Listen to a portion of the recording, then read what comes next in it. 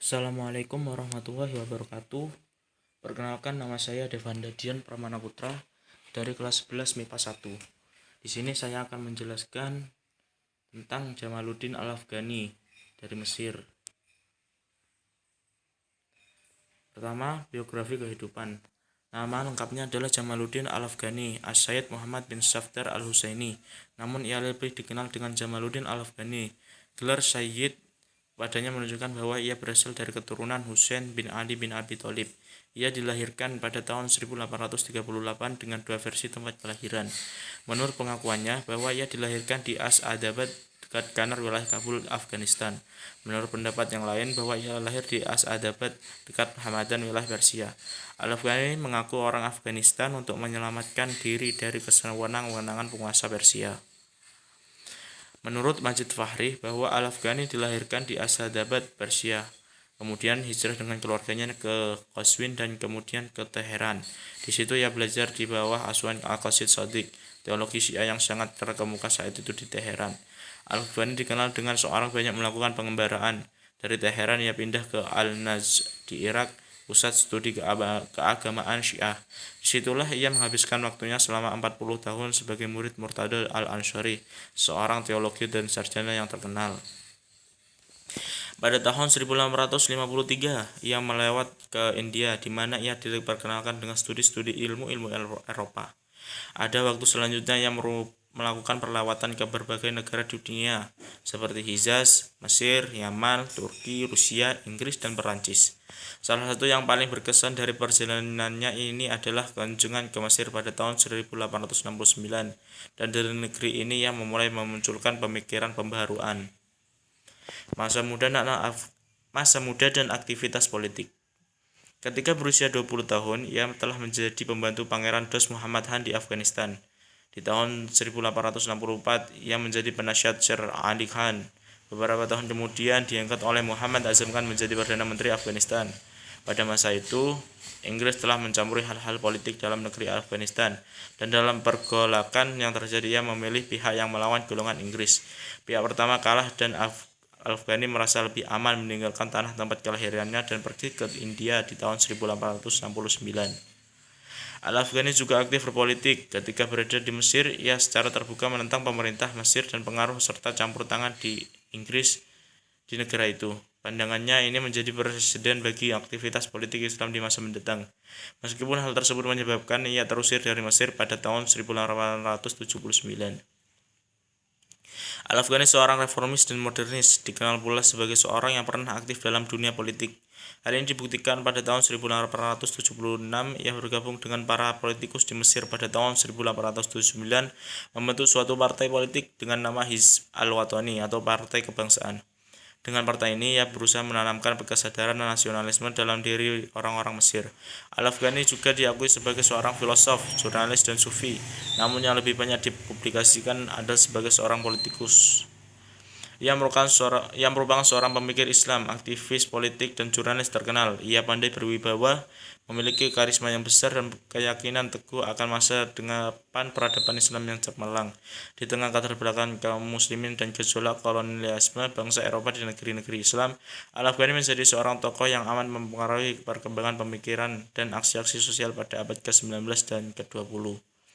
Perjuangan Jamaluddin juga sampai ke Persia. Penguasa Persia Shah Nasiruddin Khosr menawarkan posisi Perdana Menteri. Ia pun menerima tawaran tersebut dan karena ide pembaruan Islamnya ia semakin populer di Persia. Jamaluddin secara terang-terangan mengkritik praktek kekuasaan penguasa di negara tersebut dan hal ini dikhawatirkan Nasiruddin atasnya. Akhirnya ia pun ditangkap dan diusir dari Persia. Setelah itu ia akhirnya sampai pula ke Istanbul, Turki, dan di sinilah tempat akhir hayatnya, yaitu wafat di Istanbul pada tanggal 9 Maret 1897 dalam usia 59 tahun. Pemikiran politik. Al-Afghani berpendapat bahwa kemunduran umat Islam disebabkan antara lain karena umat telah meninggalkan ajaran-ajaran Islam yang sebenarnya. Ajaran qada dan qadar telah berubah menjadi ajaran fatalisme yang menjadikan umat menjadi statis. Sebab-sebab lain lagi adalah perpecahan di kalangan umat Islam sendiri, lemahnya bersaudara antara umat Islam dan lain-lain. Untuk mengatasi semua hal itu, antara lain menurut pendapatnya ialah umat Islam harus kembali pada ajaran Islam yang benar, mensucikan di hati, memuliakan akhlak, berkorban untuk kepentingan umat. Pemerintah autokratis harus diubah menjadi demokratis, dan persatuan umat Islam harus diwujudkan sehingga umat akan maju sesuai dengan tuntunan zaman. Ia juga menganjurkan umat Islam untuk mengembangkan pendidikan secara umum, yang tujuan akhirnya untuk memperkuat dunia Islam secara politis dalam menghadapi dominasi dunia Barat. Ia berpendapat tidak ada sesuatu dalam ajaran Islam yang tidak sesuai dengan akal atau ilmu pengetahuan. Atau dengan kata lain, Islam tidak bertentangan dengan ilmu pengetahuan. Selanjutnya, bagaimana ide-ide pembaharuan dan pemikiran politik Al-Albani tentang negara dan sistem pemerintahan akan diuraikan sebagai berikut. 1. Bentuk negara dan pemerintahan. Menurut Al-Afghani, Islam menghendaki bahwa bentuk pemerintahan adalah republik, sebab di dalamnya terdapat kebebasan berpendapat dan kepala negara harus tunduk kepada undang-undang dasar. Pendapat seperti ini baru dalam sejarah politik Islam yang selama ini pemikirnya hanya mengenal bentuk khalifah yang mempunyai kekuasaan absolut. Pendapat ini tanpa dipengaruhi oleh pemikiran Barat, sebab Barat lebih dahulu mengenal pemerintahan republik. Meskipun pemahaman Al-Afghani tidak lepas terhadap prinsip-prinsip ajaran Islam yang berkaitan dengan kemasyarakatan dan kenegaraan, penafsiran atau pendapat tersebut lebih maju dari Abduh, yaitu Islam tidak menetapkan suatu bentuk pemerintahan. Maka bentuk demikian pun harus mengikuti masyarakat dalam kehidupan materi dan kebebasan berpikir. Ini mengandung makna bahwa apapun bentuk pemerintahan, Abduh menghendaki suatu pemerintahan yang dinamis. Pemunculan ide Afghani berasal sebagai reaksi kepada salah satu sebab kemunduran politis, yaitu pemerintahan absolut. 2. Sistem demokrasi. Di dalam pemerintahan yang absolut dan autokratis tidak ada kebebasan berpendapat. Kebebasan hanya ada pada raja atau kepala negara untuk perintah yang tidak diatur oleh undang-undang. Karena itu Al-Afghani menghendaki agar corak pemerintahan absolut diganti dengan corak pemerintahan demokrasi. Pemerintahan demokratis merupakan salah satu identitas yang paling khas dari pemerintahan yang berbentuk republik. Demokrasi adalah pasangan pemerintah republik, kemudian republik sebagai berkembang di Barat diterapkan oleh Mustafa Kemal Atatürk di Turki sebagai ganti pemerintahan khalifah. Dalam pemerintahan negara yang demokratis, kepala negara harus mengadakan syura dengan pemimpin-pemimpin masyarakat yang berpengalaman, karena pengetahuan manusia secara individual terbatas sekali, dan syura diperintahkan oleh Allah dalam Al-Quran agar dapat dipraktikkan dalam berbagai urusan. Selanjutnya, ia berpendapat pemerintahan autokrasi yang cenderung meniadakan hak individu tidak sesuai dengan ajaran Islam yang sangat menghargai hak-hak individu. Maka pemerintahan autokrasi harus digantikan dengan pemerintahan yang bercorak demokrasi yang menjunjung tinggi hak individu. Menurut Al-Afghani, pemerintah yang demokrasi menghendaki adanya majelis perwakilan rakyat.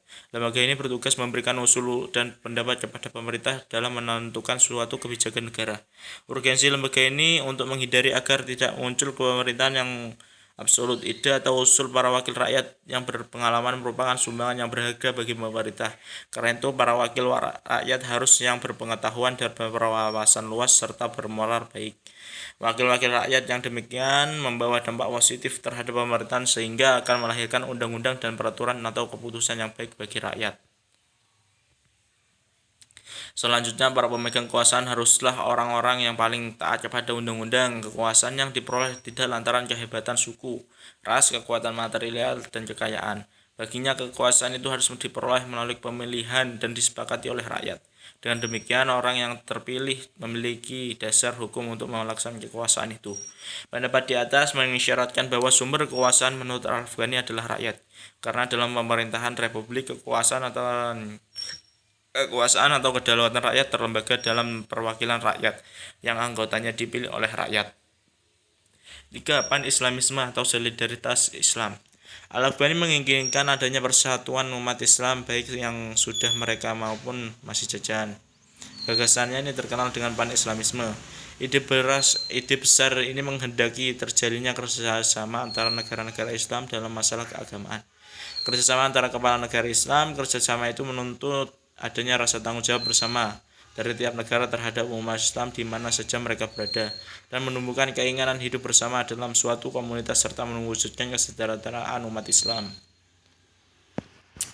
Kesatuan benar-benar menjadi tema pokok pada tulisan Al-Albani. Ia menginginkan agar umat Islam harus mengatasi perbedaan doktrin dan kebiasaan permusuhan. Perbedaan sekte tidak perlu menjadi penghambatan dalam politik dan kaum muslimin harus mengambil pelajaran dari contoh Jerman yang kehilangan kesatuan nasional karena terlalu memandang penting perbedaan agama. Bahkan perbedaan besar dalam doktrin wilayah Teluk antara Sunni dan Syiah dapat dijembatani sehingga menyerukan kepada bangsa Persia dan Afgan supaya bersatu. Meskipun yang pertama adalah Syiah, yang kedua adalah bukan, dan selama masa akhir hidupnya ia melontarkan ide rekonsiliasi umum dari kedua sekte tersebut. Meskipun semua ide Afghani bertujuan untuk mempersatukan umat Islam guna menanggulangi penetrasi barat dan kekuasaan Turki Utsmani yang dipandangnya menyimpang dari Islam, tapi ide pan-Islamnya itu tidak jelas. Apakah bentuk-bentuk kerjasamanya tersebut dalam rangka mempersatukan umat Islam dalam bentuk asosiasi, atau bentuk federasi yang dipimpin oleh seseorang atau badan yang mengkoordinasi kerjasama tersebut, dan atau seperti negara persemakmuran di bawah negara Inggris, sebab ia mengetahui adanya kepala negara di setiap negara Islam.